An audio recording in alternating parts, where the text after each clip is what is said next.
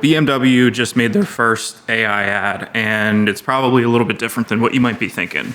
They purposely created a bunch of AI slop to start their ads with, and they're almost kind of using that as a hook.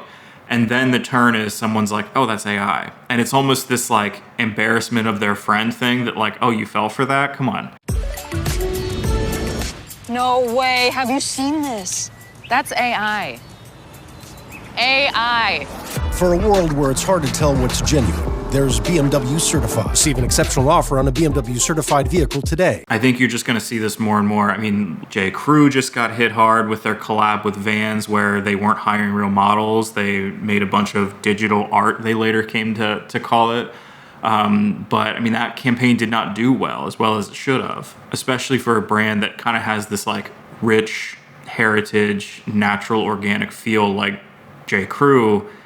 That does a lot of damage. YouTube announced not long ago that they're going to start demonetizing this just mass-produced, automated slop, and a growing chunk of every generation has been getting what's now called AI fatigue in advertising. They don't want to see it. And what's funny is in only a couple years, I mean really a year if you're talking about decent AI generated video, we've come full circle to a point where now companies are hiring creatives and designers to take the AI slop and try to make it look less like slop. But you're also seeing a lot of companies that are taking this stance kind of similar to what BMW is doing. And I think in the long term, this is the play. Dove pledged to not use AI in any of their campaigns, and that really fits into their brand promise of unretouched kind of beauty. Nintendo committed to value that cannot be created by technology alone, which this take is honestly one of my favorites because again, I'm not completely against using AI, but I love that their line in the sand is it can't be created by technology alone. So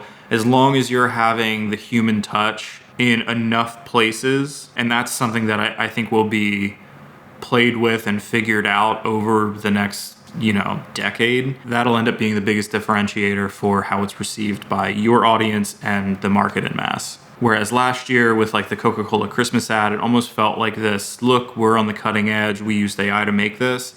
This year, it's almost turning that on its head, where AI is, of course, melding slowly into every industry and every software suite in the world. But at least in the realm of content creation, it's kind of finding its place and being used in the background. And I think that is kind of where AI will end up sitting is you're not using AI correctly if people can tell you're using AI.